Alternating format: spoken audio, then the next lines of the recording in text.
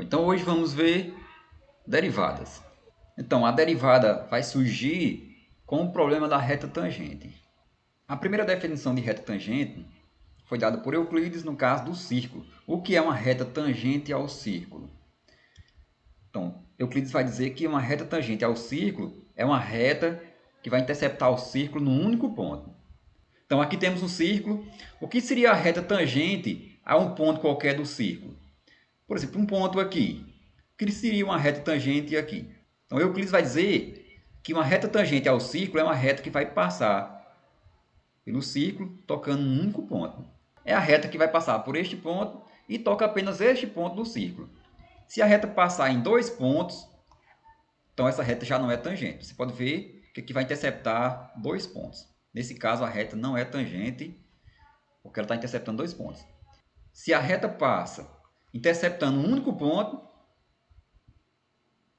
então essa reta é tangente ao círculo neste ponto. Pode ser em qualquer ponto do círculo, desde que toque apenas em um único ponto. Neste caso, seria uma reta tangente ao círculo neste ponto. Essa definição também vai servir para uma elipse. Por exemplo, uma reta tangente a um ponto da elipse é uma reta que vai cruzar a elipse num único ponto. Qualquer reta que interceptar a elipse num único ponto, ela vai ser tangente à elipse neste ponto. Para o círculo, para uma elipse, a definição de Euclides está valendo porque você consegue encontrar uma única reta tangente que passa por um ponto e intercepte a curva apenas neste ponto. É o caso, por exemplo, se você quer uma reta tangente que passa aqui neste ponto, então vai existir uma única reta tangente que vai passar nesse ponto, que é justamente essa reta. Você consegue encontrar uma única reta tangente que vai interceptar a elipse neste ponto da elipse. Qualquer outra reta que vai passar por este ponto vai cruzar a elipse em mais de um ponto. O problema da reta tangente surge quando queremos encontrar uma reta tangente, por exemplo, para uma curva como uma parábola. Você tem uma parábola, aí digamos, você quer saber a reta tangente que passa na parábola, por exemplo, neste ponto. Então a reta tangente deve ser uma reta que vai cruzar a parábola neste ponto, apenas neste ponto. Você pode ter várias retas aqui. Essa reta ela vai cruzar a parábola neste ponto. Você pode ter outra reta que vai cruzar a parábola neste ponto. Pode existir outra reta, ou seja, existem infinitas retas que vai cruzar a parábola neste ponto e somente neste ponto. Porque a parábola geralmente ela é aberta, ela vai se abrindo, certo? E então você vai ter infinitas retas que vai cruzar a parábola neste ponto. Ou seja, você não consegue definir uma única reta tangente desta maneira. A definição de Euclides não serve, por exemplo, para uma parábola. Então, qual vai ser a saída para definir a reta tangente para uma curva qualquer? Temos aqui uma curva qualquer, certo? Essa curva que está em vermelho. Temos aqui o ponto P, que está aqui embaixo. Temos aqui x0 e aqui o f de x0. Temos aqui um ponto Q, que é o x0 mais h e o f de x0 mais h. Ou seja, daqui de x0 até x0 mais h vai valer h. Essa distância daqui para chegar aqui, ela vale h. E essa distância daqui para chegar aqui vai valer o f de x0 mais h menos o f de x0. Que é justamente essa altura, essa diferença entre o f que está lá em cima e o f que está aqui embaixo. Observe, temos aqui um ponto Q e um ponto P. Temos aqui a reta secante, que passa por P e Q, essa reta verde. Já sabemos como calcular a equação desta reta, porque você tem aqui um ponto em que vai ter um x e um y, e aqui temos um ponto em que vai ter um x e um y. Você calcula o m, que é o coeficiente angular desta reta secante. O m vai ser o y de Q menos o y de P sobre o x de Q menos o x de P. Esse é o coeficiente angular da reta secante, ou seja, a inclinação da reta secante. A gente vai definir a reta tangente como sendo a reta secante quando o ponto Q vai se aproximando aqui do ponto P. Quando esse ponto Q vai descendo sobre a curva e chegando aqui próximo de P, a gente diz que a reta secante, essa reta verde, vai ser a reta tangente. Temos aqui uma outra situação em que o ponto Q ele desceu sobre a curva, já está aqui bem baixo, está bem próximo de P. Observe que a reta verde, que é a reta secante, está se aproximando desta reta azul, que seria a reta tangente. Tangente à curva no ponto x0 e f de x0, ou seja, aqui no ponto P. Vamos ver isso no GeoGebra, como que funciona. A minha curva é a curva que está em verde. Essa curva verde é a curva y igual a um f de x qualquer. Temos a reta secante que liga os pontos A e B. Você consegue encontrar a equação dessa reta secante. Aqui está o coeficiente angular, o ms. O ms é o coeficiente angular da reta secante. Esse ms é dado por essa diferença que está no y sobre a diferença que está no x. Aquele m que eu acabei de calcular, que você vai pegar o y de b menos o y de a sobre o x de b menos o x de a. Ou seja, o m dessa reta secante é o y de b menos o y de a sobre o x de b menos o x de a. Observe, aqui tem o coeficiente angular da reta secante, está em 2,33. O coeficiente angular da reta tangente é esse aqui, mt, que é 0,9376. Aqui está a reta tangente, essa reta que está, né, com laranja. Quando o ponto B desliza sobre a curva, que vai se aproximando do ponto a reta em azul, que é a reta secante, vai se aproximando da reta laranja, que é a reta tangente. Quando o ponto B vai se aproximando, o ponto B está praticamente sobre o ponto A agora. Observe que as retas se coincidem. Observe que os coeficientes angulares do mt, que é da reta tangente, vai ser praticamente o mesmo da reta secante. 0,91, 0,90. Aqui, se deslizar mais um pouquinho, você vai ter a igualdade. O coeficiente angular da reta secante vai ser o y de Q é o f de x0 mais h. Aqui é o f de x0 mais h, menos o y de p é o f de x0. Esse está aqui, o y de p é o f de x0. O x de q é x0 mais h. Aqui vai ficar x0 mais h, menos o x de p é o x0. Está aqui, o x de p é o x0. No caso, posso simplificar aqui a parte de baixo, vai ficar f de x0 mais h menos o f de x0 sobre h. Por quê? Aqui eu tenho x0 e menos x0, eles se cancelam, sobra apenas h lá embaixo. Ou seja, o coeficiente angular da reta secante é dado por f de x0 mais h menos f de x0 sobre h. Podemos observar no GeoGebra o seguinte. Quando isso vai acontecendo, os coeficientes angulares estão se aproximando um do outro. Então, o coeficiente angular da reta secante está se aproximando do coeficiente angular da reta tangente. Eles são próximos quando essa diferença está indo para zero. Isso quer dizer o seguinte, quando essa diferença, que eu estou chamando de h, quando h vai para zero, o ponto Q desliza sobre a curva até chegar no ponto P. Então, isso quer dizer que o h está indo para zero e, portanto, o coeficiente angular da reta tangente está se aproximando do coeficiente angular da reta secante. Isso quer dizer o seguinte, eu posso dizer que o mt, ou seja, o coeficiente angular da reta tangente, vai ser o limite, quando o h vai para zero, do ms, o coeficiente angular da reta secante. Posso escrever assim, que o mt é igual ao limite, quando h vai para zero, o ms vimos que era o f de x0 mais h, menos o f de x0 sobre h. Esse limite é um limite que vai aparecer muito nas aplicações do cálculo. Esse limite é o limite que vamos dar o nome de derivada. Ele vai aparecer em várias aplicações, como podemos ver aí no que segue. Posso dizer que o coeficiente angular da reta tangente vai ser justamente o limite do f de x0 mais h menos o f de x0 sobre h, quando h vai para zero. Então, é esse limite, vamos dizer que ele vai ser aí uma derivada no ponto x0. Aqui temos o caso em que o ponto P e Q se coincidem. Então, a reta secante ela vai se aproximar da reta tangente. Neste caso, temos justamente o mt praticamente como sendo o ms. Ele se aproxima do ms. Então, temos aqui o mt vai ser dado pelo limite de f de x0 mais h menos f de x0 sobre h. E aí podemos dizer que a equação da reta tangente a uma curva qualquer, no ponto x0 e f de x0, é a equação que possui esse coeficiente angular. Se você tem o m, no caso o mt, e você tem um ponto, que é o x0 e o f de x0,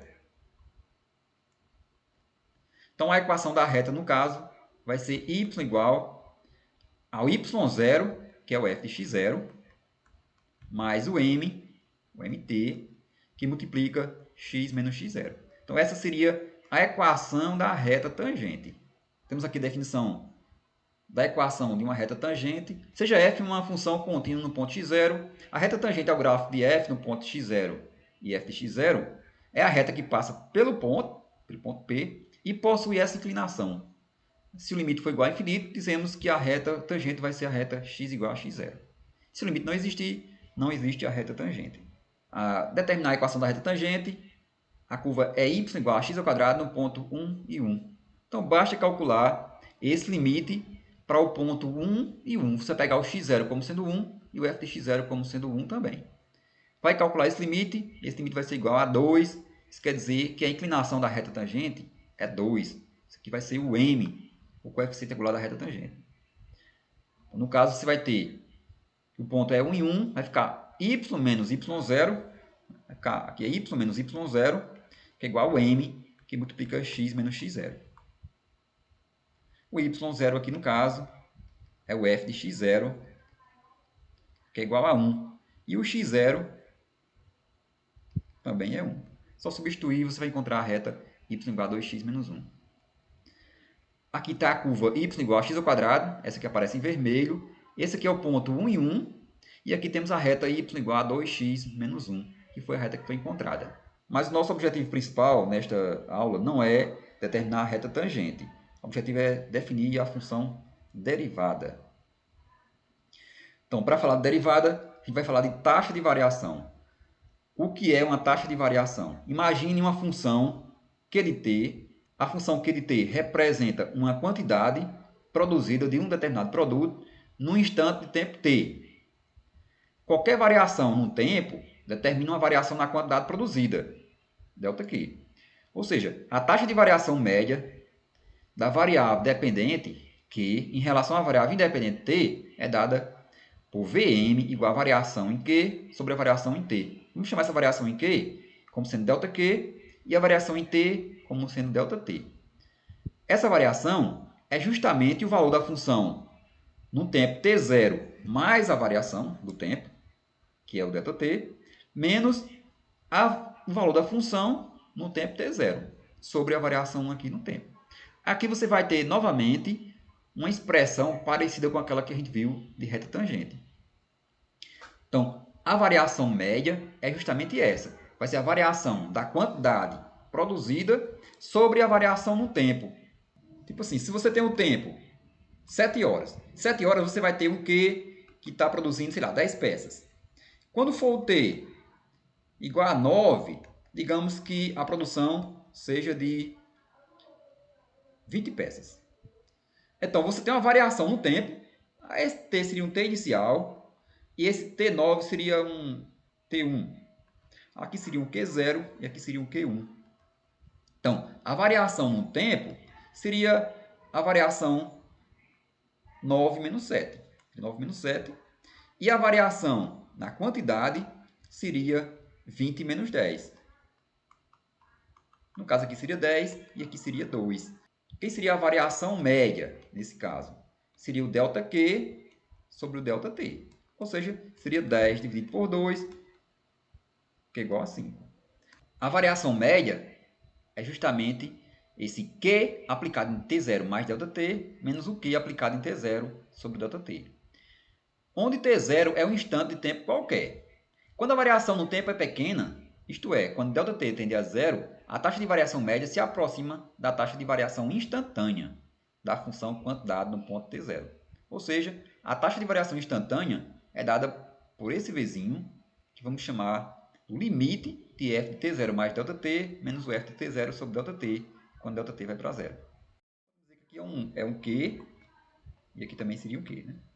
Através da taxa de variação instantânea, pode-se estimar a quantidade produzida num produto em um determinado instante de tempo t0 escolhido. Outro exemplo onde aparece a taxa de variação é esse aqui. Imagine uma partícula, vou dizer que é o S igual a F de t, ela está se movendo em relação ao tempo e após um intervalo de tempo, você tem aí a velocidade média vai ser o F de t mais ΔT menos F de t sobre ΔT. Isso aqui é uma regra lá da física, da cinemática. A velocidade média vai ser a variação do espaço sobre a variação no tempo.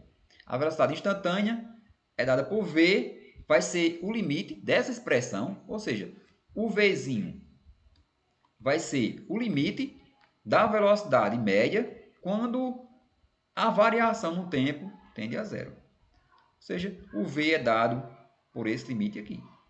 Observe que é o mesmo limite que temos nos três casos que apresentamos aqui. Para encontrar o coeficiente angular da reta tangente, ou para encontrar a taxa de variação de uma quantidade em relação ao tempo, e para encontrar a velocidade instantânea de uma partícula que se move aí em um determinado tempo. Os três limites são limites parecidos, e a esse limite vamos dar o nome de derivada. Aqui aparece a definição de derivada, dizendo que uma função é diferenciável no ponto x0 se existe esse limite, limite de f de x0 mais h menos f de x0 sobre h, quando h vai para zero. Então, a esse limite vamos dar o nome de derivada e vamos dizer que isso aqui vai ser igual a um f' de x0.